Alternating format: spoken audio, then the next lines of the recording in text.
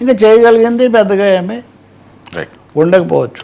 Sir, రేవంత్పై Surekha తిరుగుబాటు, పొంగులేటికి పొగ. One of the very serious అండి. కొండా సురేఖ మంత్రి, ఆమె కూతురు సుస్మిత పటేల్ గతంలో కూడా మాట్లాడారు. కానీ నిన్న మాట్లాడింది అయితే ఇంకా రేవంత్ రెడ్డిని ముఖ్యమంత్రి అథారిటీని అనండి, లేకపోతే ప్రభుత్వాన్ని సవాల్ చేసిన విధంగా మాట్లాడి సీల్డ్ కవర్ ముఖ్యమంత్రి.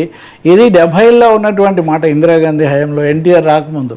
మీరు సీల్డ్ కవర్ ముఖ్యమంత్రి, మీరేదో మాటిగా అంతా మీరే చెప్పినట్టు చేస్తున్నారు. కొండా సురేఖ వీళ్ళందరి మద్దతు ఉండబట్టి మీరు అయ్యారు. ఇప్పుడేమో పూర్తిగా మాకు వ్యతిరేకంగా పనిచేస్తున్నారు. మీరు రేవూరి ప్రకాష్ రెడ్డి, మీది పచ్చ కాంగ్రెస్, అచ్చ కాంగ్రెస్, పచ్చ కాంగ్రెస్ అని ఇక్కడ 2 కాంగ్రెస్లు తీసుకొచ్చారు. వీటన్నిటిని చూస్తుంటే వినేవాళ్ళకు పిచ్చ వచ్చేటటువంటి ఒక పరిస్థితి. ఏది అచ్చ కాంగ్రెస్, ఏది పచ్చ కాంగ్రెస్? ఆమె వేరే ఫంక్షన్లో గతంలో కూడా మాట్లాడారు. అప్పుడు బాగా ఉద్రిక్తత, వివాదం ముదిరాక రేవంత్ రెడ్డి సర్దుబాటు చేసుకున్నారు. వీళ్ళు వెళ్ళి ఆయనకి ఏదో శాలువా కప్పి సురేఖ మురళి దంపతులు సెట్ చేశారు. కానీ మళ్ళీ వెనక్కి వచ్చింది. ఇప్పుడు ముఖ్యంగా స్థానిక శాసనసభ్యుడిగా ఉన్న రేవూరి ప్రకాష్ రెడ్డి వీళ్ళ కుటుంబానికి మధ్యలో ఉన్న, నేను పోటీ చేస్తాను పరకాల నియోజకవర్గంలో, ఎవరు అనుమతి ఇచ్చినా ఇవ్వకపోయినా నేను చేస్తాను, ఇండిపెండెంట్గా అయినా పోటీ చేస్తాను. రేవూరి ప్రకాష్ రెడ్డి మీద కూడా కామెంట్స్ చేశారు. రేవూరి ప్రకాష్ రెడ్డిని మీరు ఎందుకు అంతగానో ఎత్తిన పెట్టుకున్నారు? రేవూరి ప్రకాష్ రెడ్డి డైపర్లు కూడా మార్చుకోలేని స్థితిలో డైపర్లతో తిరుగుతున్నారంటే మామూలుగా వాటర్ ఇట్లాంటివి అంటే ఏ స్థాయిలో ఇవన్నీ ఊరికనే మాట్లాడారా అన్నది కూడా సందేహం వస్తుంది. ఇంకొక ఉద్దేశం కూడా ఆపాదించారు ముఖ్యమంత్రికి. మీరు సంగారెడ్డిలో జగ్గారెడ్డి పోటీ చేస్తాడా లేదా ఇలా ప్రశ్న వేసినప్పుడేమో 2 ఏళ్ళ ఎన్నికలు ఉన్నాయి, ఇప్పుడే దీని గురించి మాట్లాడడం ఎందుకని తోసిపుచ్చారు. కానీ రేవూరి ప్రకాష్ రెడ్డి పోటీ చేస్తాడు అభ్యర్థి అని ఇక్కడికి వచ్చి ప్రకటిస్తున్నారు. కాబట్టి మీరు ఖచ్చితంగా ఒక పక్షపాతంతో మీరు వ్యవహరిస్తున్నారు, మాకు వ్యతిరేకంగా వ్యవహరిస్తున్నారు. నేను ఇవన్నీ కూడా సవాల్ చేస్తున్నాను, మేమేం వెనక్కు తగ్గేది లేదు, మేము ఎవరి మీద సవాల్ చేశారు. ఇంకా పూర్తిగా ఈ సవాల్ చేసిన తర్వాత మల్లు రవి రాష్ట్ర ఎంపీ, రాష్ట్ర కాంగ్రెస్ క్రమశిక్షణ అధ్యక్షుడు, ఆయన ఆమెకు నోటీసులు ఇస్తూ ఉన్నారు. ఆమెకేం నోటీసులు ఇస్తారు? ఆమె కాంగ్రెస్లో క్రియాశీల నాయకురాలు కదా. వాళ్ళ అమ్మగారికి ఇచ్చారు, కొండా సురేఖకు గతంలో కూడా ఇచ్చారు.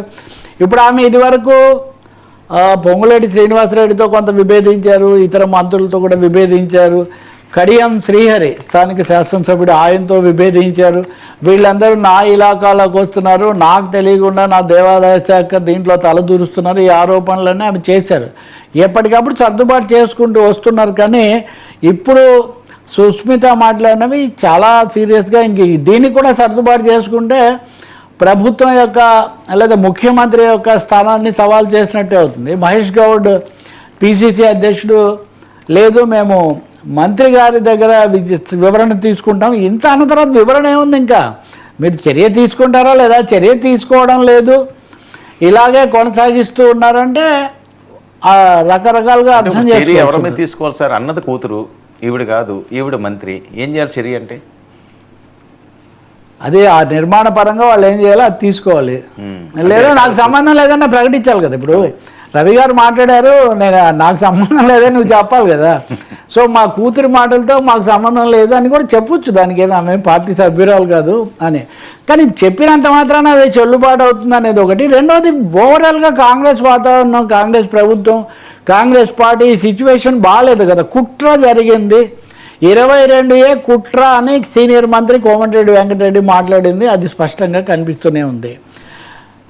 ఇంకా వైపున 22A విషయంలో రాజీనామా చేయాల్సిందే పొంగులేటి శ్రీనివాసరెడ్డి వ్యూహాత్మకంగా చేశారు. ఈరోజు బీఆర్ఎస్ వాళ్ళు మీడియా చూస్తే మొత్తం పూర్తి పేజీ అదే. వాళ్ళు ఒక లాజిక్ చెప్తున్నారు.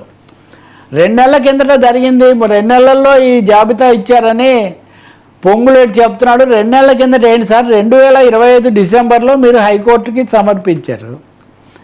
అంటే దాదాపు 7-8 నెలల నుంచి 22 వ్యవహారం నడుస్తూ వస్తున్నా మీకు తెలిసే మీరు దాన్ని అనుమతించారు. దాని ద్వారా అధికారులు ఒత్తిడి పెట్టారు. మీరు కూడా ఏమనాలి, ప్రభుత్వ పరంగా కూడా రాజకీయ అవినీతి కూడా ఇది దారి తీసింది. ఇప్పుడు వచ్చి హఠాత్తుగా ఏదో అధికారులు చేశారు, మాకు తెలియకుండా జరిగిందంటే తెలియకుండా జరిగే అవకాశం లేదు. వాళ్ళు చేసే ఆరోపణ ప్రకారం ముఖ్యమంత్రికి కూడా ఇది తెలిసే జరిగింది అని బీఆర్ఎస్ ఆరోపణ. మిగతా మంత్రుల మటుకు ఎందుకు జరిగింది, దీనికి ఆయన మీద బాధ్యత అని. మీరు అసలు ఆయన్ను డిస్మిస్, ఇప్పుడు ఇదివరకు రాజీనామా చేయాలని అడిగేవాళ్ళు బీఆర్ఎస్ వాళ్ళు, ఇప్పుడైతే డిస్మిస్ చేయాలి, బర్త్రఫ్ చేయాలి, ఆయన పొంగులేటిని బర్త్రఫ్ చేయాలి అన్నది వీళ్ళ తాజా ఇంత పెద్ద నిర్ణయం తీసుకొని తెలంగాణను ముఖ్యంగా రాజధాని చుట్టుపక్కల జిల్లాలను అల్లకల్లోలం చేసి రియల్ మార్కెట్ను లేకపోతే రియల్ ఎస్టేట్ మార్కెట్ను పూర్తిగా ఇబ్బందుల్లో పెట్టేసి ప్రతిష్టంభనకు గురి చేసినందుకు ఆయన మీద ఏదో ఒక ఇది కూడా ఒక చర్య తీసుకోవాలండి. అదొక చర్య, ఇదొక చర్య. కోమటిరెడ్డి రాజగోపాల్ రెడ్డిని ఏం చేశారు? కోమటిరెడ్డి రాజగోపాల్ రెడ్డి అచ్చంగా మీరు అక్కడి నుంచి తెచ్చుకున్న వాళ్ళకే పదవులు ఇస్తున్నారు, నాకు ఇచ్చిన మాట తప్పారు, నా రాజకీయ భవిష్యత్తు నేను నిర్ణయించుకుంటాను, ఈ పద్ధతిలో ఆయన మాట్లాడారు. ఆయన మీద ఏం లేదు. అలాగే సొంత జిల్లాలో చిన్నారెడ్డి వర్సెస్ మేఘారెడ్డి అన్న వివాదం, దాని మీద ఏం లేదు. ఇలా చెప్తూ పోతే ఇప్పుడు ఒక 7-8 వివాదాలు. ఇది అఫీషియల్ టర్మ్లో అధికార యంత్రాంగంలో కూడా ఒక సమస్యకు దారితీసింది. ఎవరి మాట వినాలి? ఇప్పుడు రెవెన్యూ శాఖలోనే జరిగింది అనుకుందాము. రెవెన్యూ శాఖ వాళ్ళకు వేరే శాఖలకు మధ్యలో సమన్వయం ఎలా ఉంటుంది, ఎవరు వినాలి? కాబట్టి అధికార యంత్రాంగంలో కూడా ఒక అయోమయావస్థ ఆవరించిన పరిస్థితి ఏర్పడింది. ముఖ్యమంత్రి ఏమో లేరు, ఇప్పుడు ఆయనేమో విదేశాల పర్యటనలో ఉన్నారు. ఈ పరిస్థితుల్లో తెలంగాణలో కాంగ్రెస్ ప్రభుత్వం ఒకప్పుడు చాలా కాలం కిందట మనం కాంగ్రెస్లో అంటేనే అనైక్యత, హస్తంలో 5 వేళ్ళు, వేడి దారి అదే అన్న పద్ధతి ఎలా ఉండేదో దాదాపు అదే పరిస్థితి ఇప్పుడు వచ్చింది. ఇది బీఆర్ఎస్ నిజానికి బాగా ఉత్సాహపడుతున్న ఒక నేపథ్యం. దీన్ని తెలుగుదేశంతో ముడిపెట్టి పచ్చ కాంగ్రెస్ అంటాం కూడా ఒక విధంగా ఇబ్బందిగా ఉంది. పచ్చ కాంగ్రెస్ అంటేనేమో బీజేపీతో తెలుగుదేశం సంబంధాలు, ఎవరో చెప్పారు ఇంకా అసలు రేవంత్ రెడ్డి బీజేపీలోనే చేరిపోతారు అని కూడా ప్రచారం నడుస్తుంది. దీన్ని కూడా కాంగ్రెస్ ఖండించడం లేదని. సరే, వాళ్ళ ముఖ్యమంత్రి గురించి వాళ్ళు ఎందుకు ఖండిస్తారు, కానీ మరి మహేష్ గౌడ్కి కూడా ఇది ఒక సవాలే. ఆయన లేనప్పుడు భట్టి విక్రమార్క